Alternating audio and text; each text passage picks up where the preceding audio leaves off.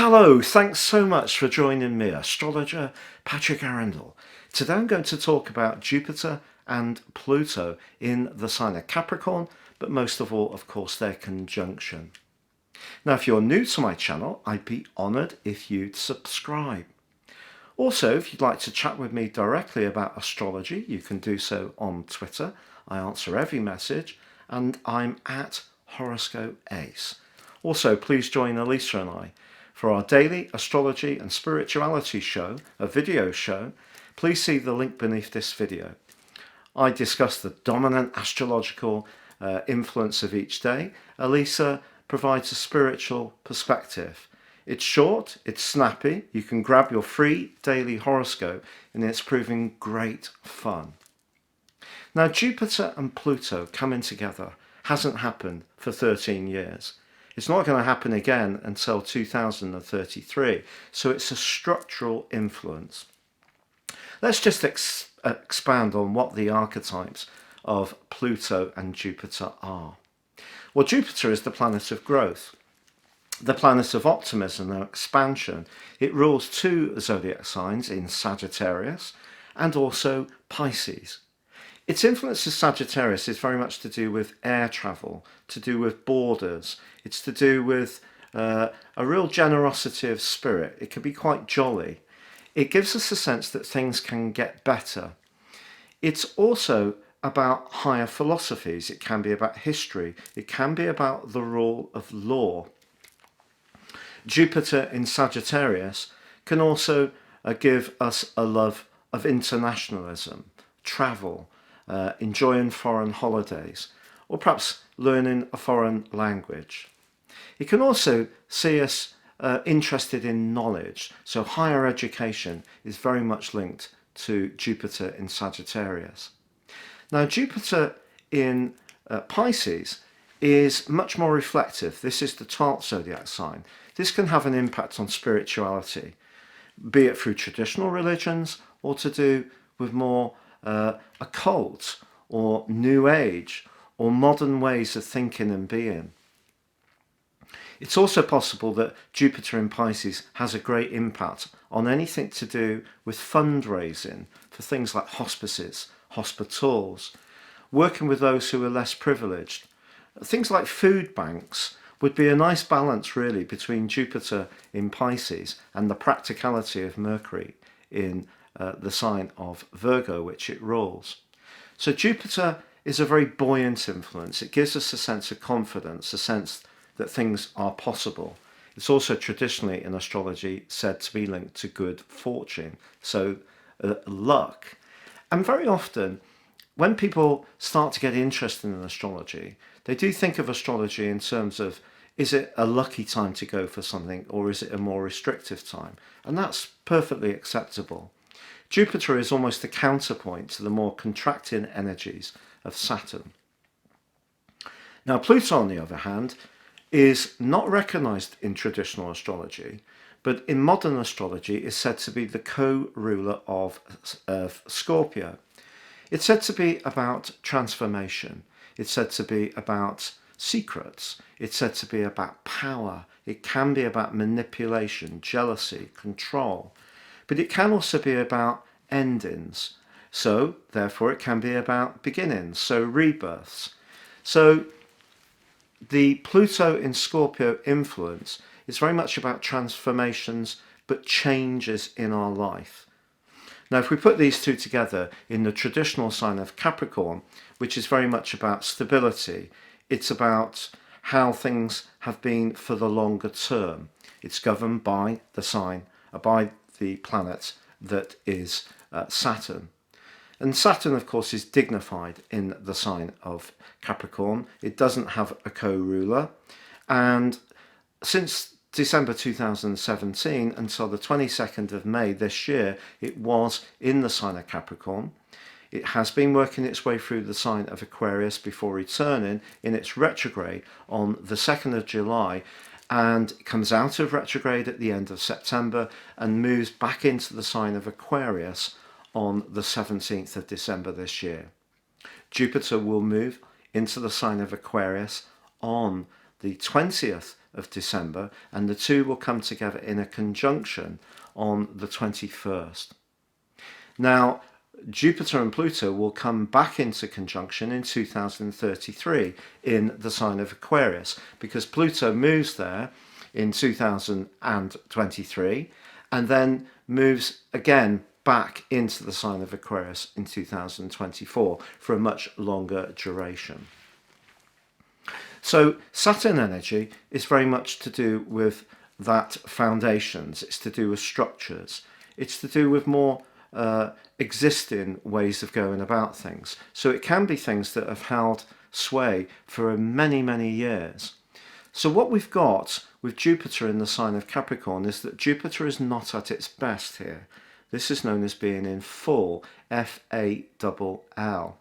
This is because Jupiter is exalted in the sign of Cancer, but of course is at its best in those two zodiac signs of Sagittarius and Pisces.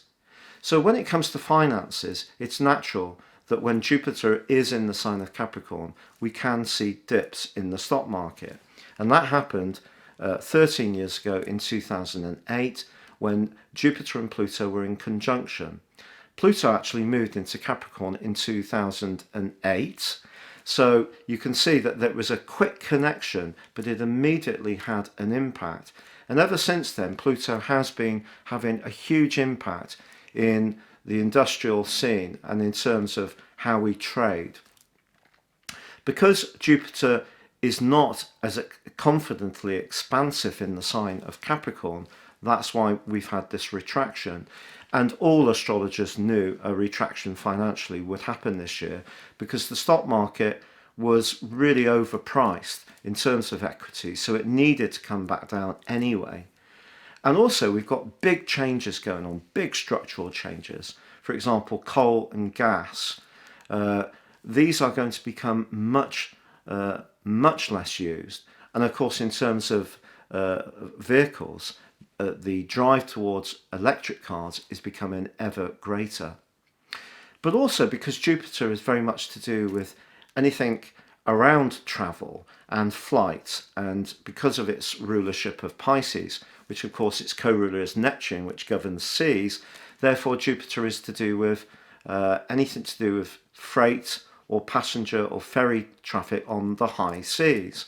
So of course these great big ships, these cruise liners that have become phenomenally popular, have been hit particularly by COVID, and air travel has been very much hit through the fulcrum of Sagittarius energy, which is very much to do with being expansive, being very excited to engage with other cultures. So what we've got is an almost perfect storm.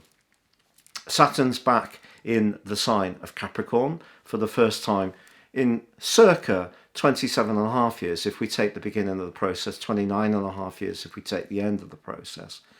And then we've got these two, Jupiter and Pluto, together.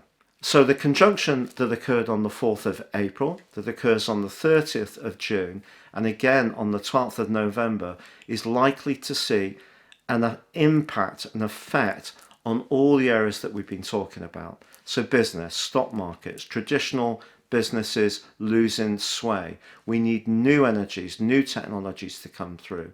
But also we have more challenging technologies coming through for person-kind in terms of automation, robotics, and also artificial intelligence. These may not always be good for us. They may obviously have some upsides. But also we're going to see the impact of COVID continue to be a problem if we don't understand more the very nature of Jupiter and its link to personal freedom. Because that's one of its highest characteristics and one of its most noble virtues is it gives us a real appreciation of independence, adventurism, and being able to go where we want, when we want. Now, this may not be true of absolutely every citizen of the world, of course, because of some regimes being very repressive, or some people just not having the material resources to travel. But for the vast majority of citizens of the world can go anywhere, particularly on holiday. They have the necessary inoculations and documentation. So that's very Jupiterian. So what we've got is Pluto, which is so intense. And when Jupiter and Pluto are conjunct in someone's natal horoscope, can see them phenomenally successful in business. And even the sextile and trine can see people do very well. But in the sign of Capricorn, what we've got is the potential for things to die off and be reborn. But that's not necessarily a very comfortable process. So we may need to ask ourselves some philosophical questions about how much personal freedom do we really expect? If we have personal freedom to the extent that it has a very serious impact on the Earth, and obviously Saturn is the ruler of Capricorn, which is an Earth sign, then we're going to get a kickback from nature. So whether that's rising seas, melting ice caps, global warming, overreach of development in terms of logging or tourism, that is going to have a bad effect. And that all comes from the adventurism that comes from Jupiter. But most people love Jupiter. So the key is we love to be free spirits. We love to do what we want. We love cheap access to these very idyllic places. But what's the cost? That's the question that we're being asked. And of course, COVID is only one part of the equation. We could have big kickbacks in terms of the availability of food, the cost of fuel. Also, air travel could initially become much cheaper because they're trying to re-stimulate the market. But that in itself can have a negative effect on global warming. So there's quite a lot of complex things that we're dealing with here as citizens of the world in general. I know this is big stuff, but I think it is structural stuff. So it's going to be when Jupiter moves into the sign of Aquarius that we're going to see a reorientation coming through. And then when Pluto moves into Aquarius in 2023 initially, and then from 2024, that's when things really are going to have to change in quite a radical way, if it's not too late in some ways, as far as the planet's welfare is concerned. So I think really the lesson that Jupiter and Pluto are giving us, whilst they're in the vicinity of the very limited influence of Saturn, is that freedom comes with responsibility. But also big institutions, governments, authorities can't expect to have power over citizens in an unfair way. So that's where we get a readjustment that's going on around human rights. So if there's been police brutality, for example, there'd be a pushback. If there has been a lack of fairness towards certain citizens, we get a pushback. And of course, it's not just Black Lives Matter. That is a vitally important movement. But we've also got a consciousness to raise about people with learning disabilities, to do with anything to do with mental health issues, to do with homelessness, to do with intense poverty, to do with our obsession with consumerism and materialism, to the extent that it's okay for those that have got it. That can just be as much about privilege as white privilege is about black rights.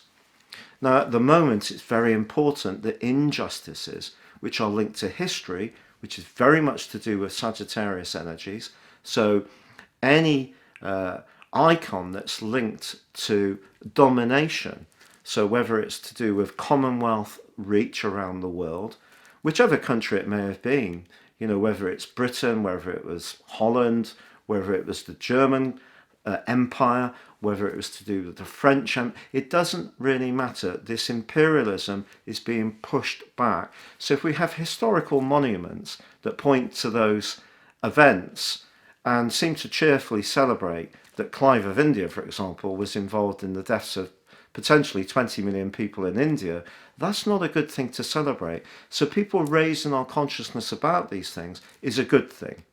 And so then we have to have a discussion about what we're going to do. But I give you an example of how direct action is sometimes absolutely necessary, sadly. In Bristol, we have a statue to a guy called Colston, who was very much to do with slave trade. Colston is celebrated around the city in various ways. There's a performance venue there called the Colston Hall, which is very famous. But local people have been negotiating with the council there for 11 years to get a statue to him taken down and put in a museum so the context of his behaviour could be created. Now, it's not to say that he didn't use the ill-gotten gains in a way that was philanthropic to some people in Bristol, but it was at the expense of those poor black people. So the council had those discussions, but they didn't take action. And in situations like that, the injustice, Sagittarius Jupiter, builds up to push back against the authority, Saturn and Pluto in Capricorn, in a very radical way. This is just entirely understandable because voices have not been heard. If we live in a social or individual bubble where life for us is absolutely fine, we can do what we want, we don't have to worry too much about poverty or about disability, about being less privileged or being discriminated against, then we can carry on living in that bubble. But we actually all need to raise our consciousness hugely. And Jupiter moving into Aquarius is going to take that process forwards, but I think this year is really challenging what we've all taken for granted for a long time around consumption, which is very much about Capricornian energy. So if you're an angular sign, so that's Aries, Cancer, Libra or Capricorn itself, so a cardinal sign, and you have the Sun, the Ascendant, the Moon, or a key influential planet like Saturn and Pluto between 20 and 26 degrees, then this conjunction between Jupiter and Pluto is going to have a massive impact upon you. Now, just for clarity, my ascendant is 23 degrees Libra, so you can see that this is having a profound impact on my situation. The ascendant square Pluto and Jupiter is something that does point towards big changes. And one of the things about Pluto which is so fascinating, having experienced it myself, we can resist the change that Pluto puts in our direction, but actually Pluto always seems to know what we need to change, however much we resist it, and eventually we can sometimes look back and think, well, Pluto was right.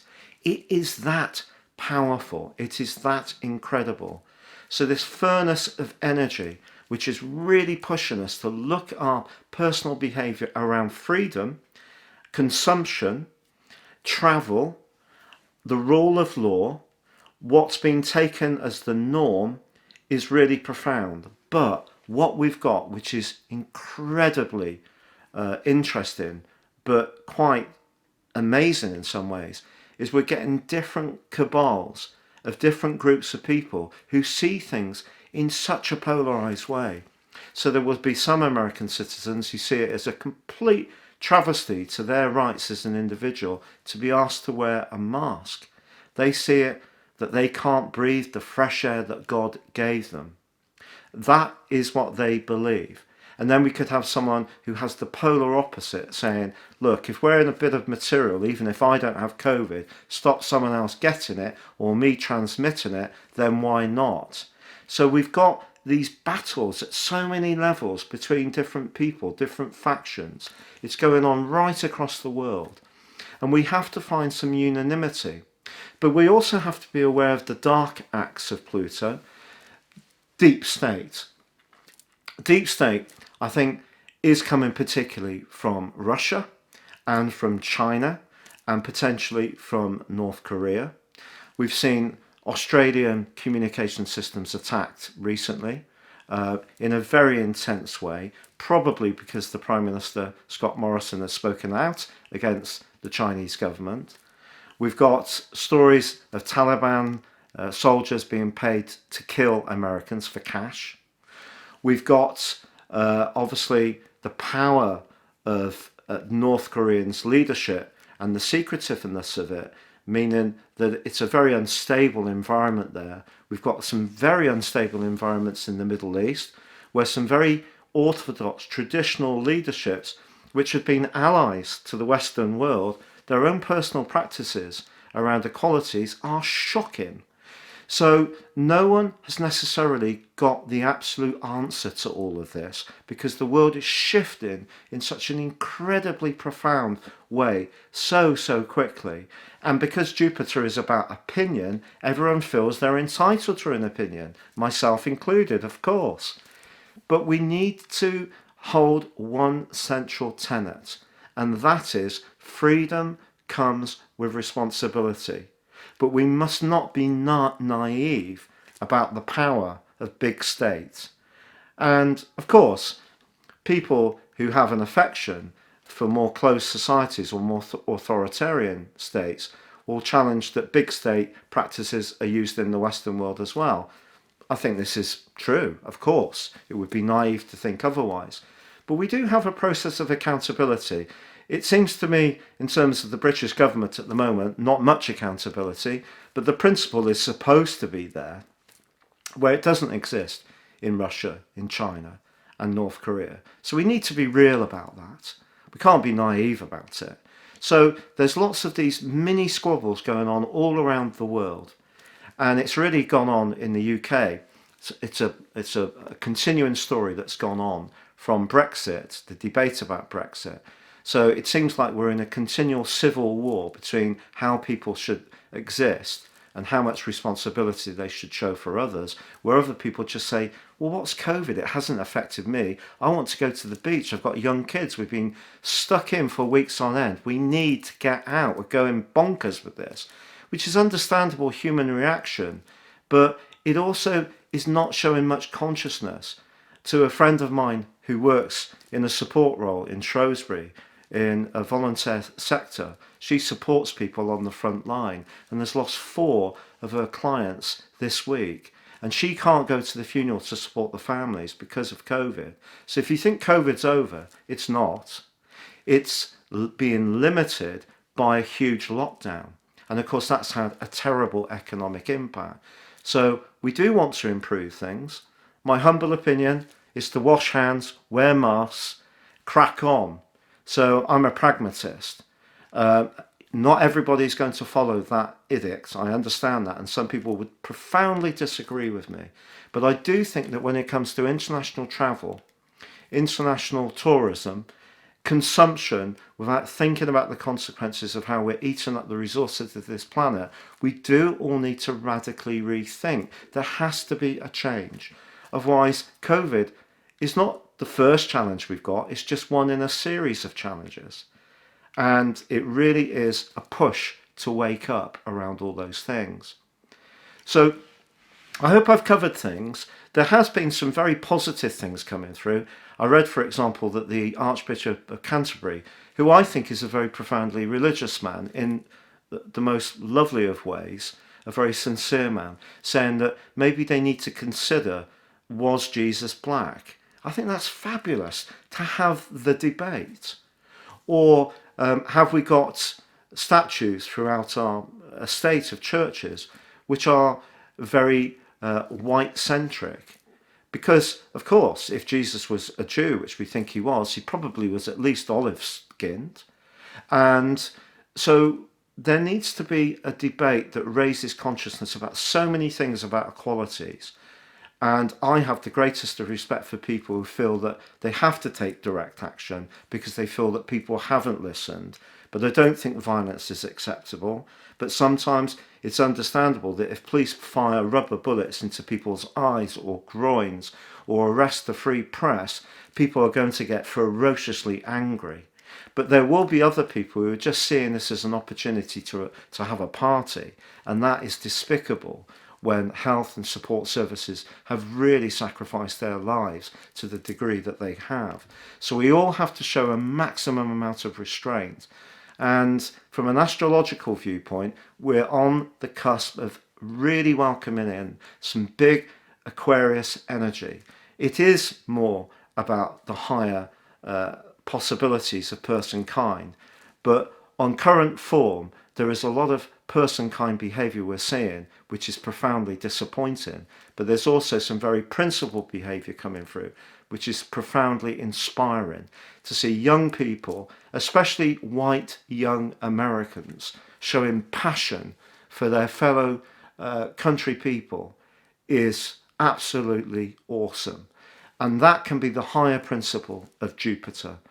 And I'd just like to finish there. So this can be a time of profound changes, but to me, the principle here really is that we need to get by on less consumption, less travel, or pay more for it, or have carbon taxes which go to renewables in some way, which make us more responsible about those privileges and those freedoms. But we also have to recognise that just because life might be okay for us, or COVID doesn't affect us, that it is affecting someone else. And while we continue to have a disconnect, we will continue to have a growing resentment, disenchantment, and sense of anger and frustration of where the leadership of this world goes. And when we have leaders in Britain, like one of the chief scientists meeting up with his married lover to have sex in the lockdown that he arranged, or we have a chief government advisor swanning off to see his parents because it suited him, suited his agenda, and then that's not held to account. The old principle of management, of leading by example, is completely lost. And this is where people become very disenchanted. So Jupiter energy has to be embraced wisely. We can't just do what we want. If we do, there are going to continue to be huge numbers of deaths from COVID and huge consequences for our planet. Thank you so much for joining me. Good luck and goodbye.